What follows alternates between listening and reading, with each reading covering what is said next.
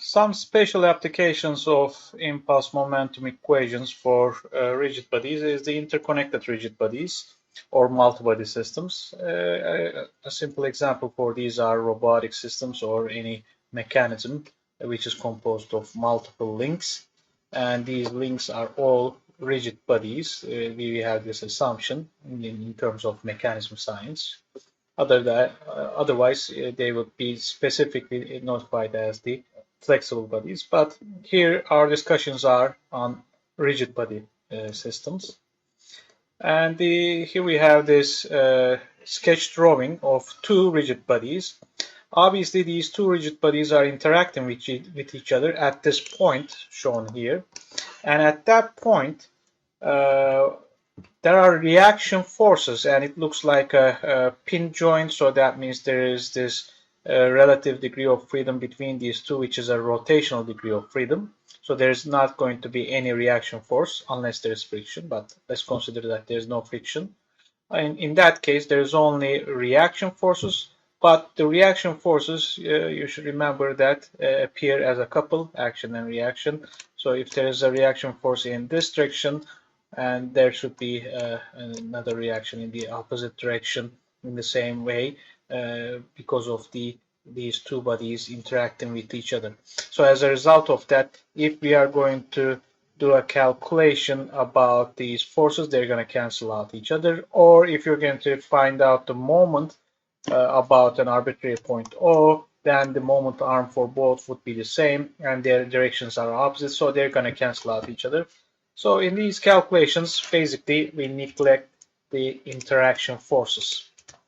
What we take into consideration is the external forces as shown here as F1 to F5, F6, and summation of those, the total of all these forces acting on these two bodies will result in the motion of the mass center, or will have the time rate of change of the linear momentum of the total system.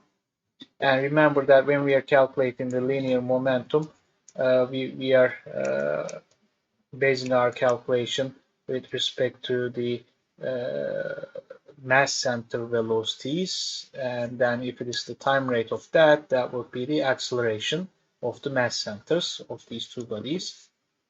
And also summation of moments about an arbitrary point O would mean the time rate of change of the angular momentum calculated about this arbitrary point O.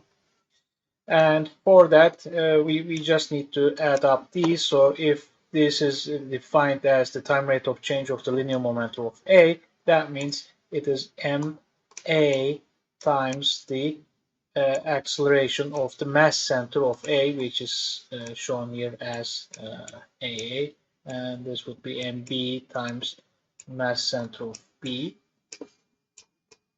And then if you have more of those, then you would write more of these. Now for the moment, then we have these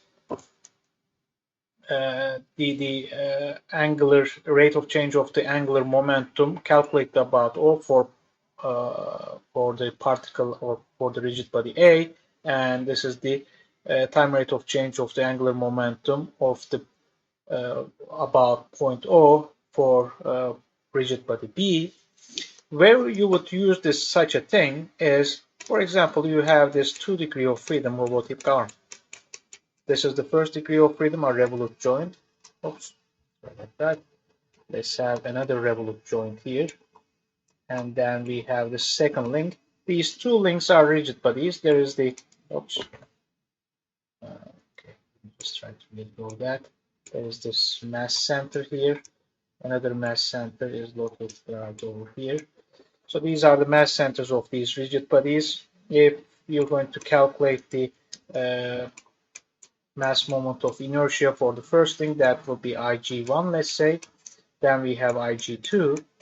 And you might be interested at some point, if you're going to rotate this, if you're going to move this robotic arm, and you have an actuator at this point, another actuator at the other revolute joint, you might be interested in finding out how much torque you need to apply That means if this is point O, then you want to find out the summation of the moments about O, which is going to result in the motion of these rigid bodies, and then you would like to find out the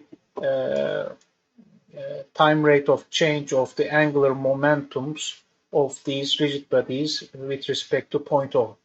So this would be a common practical way of using this information for the summation of moments about O for interconnected rigid bodies. In a robotic system, we would use it in this way. And as a matter of fact, well, this moment of inertia for the first link calculated about point O will be constant. How will we calculate that? Let's call it IO1. That would be IG1 plus the mass of the first link times the distance. Let's call it D1. Let's call it D1. If we call it D1, this will be D1 squared, and D1 is a constant length, and this would be constant. However, the location of this mass center of the second link is constantly changing, so it's not at a constant location. If I were to calculate IO2, then it will be calculated as IG2 plus M2 D2 squared, but this D2 is calculated from the mass center to this location here, which is changing because the relative motion of this link 2 with respect to link 1 is changing. So you need to be careful in such calculations in the application of this information in robotics. And if we do the integration of this information, then we find the summation of the impulses of all these forces applied on these interconnected parts from time 1 to time 2, which results in the total change of the linear momentum, which is equal to the changes of the linear momentum of the A rigid body, B rigid body, and any other rigid body that are interconnected to the system. Similar to that, the impulse of all the moments acting about point O, these are the resultant moments of these forces acting on these interconnected bodies, results in the total change of the angular momentum calculated about point O, and this can be calculated as angular momentums calculated about point O for rigid body A, B, and then the change of angular momentums of all the other interconnected bodies. We can again talk about the conservation of momentum.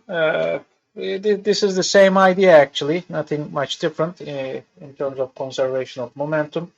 If for an interval of time from T1 to T2, the summation of forces acting on the rigid body is equal to 0, then we say the linear momentum of that body is conserved.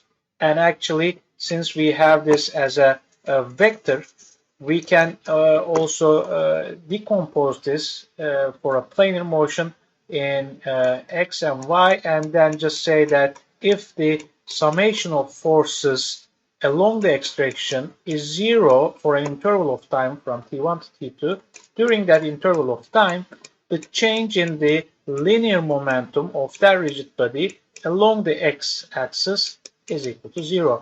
But then along the y-axis, maybe it's not equal to 0 because you have a force acting in this interval of time. So you need to be careful about that.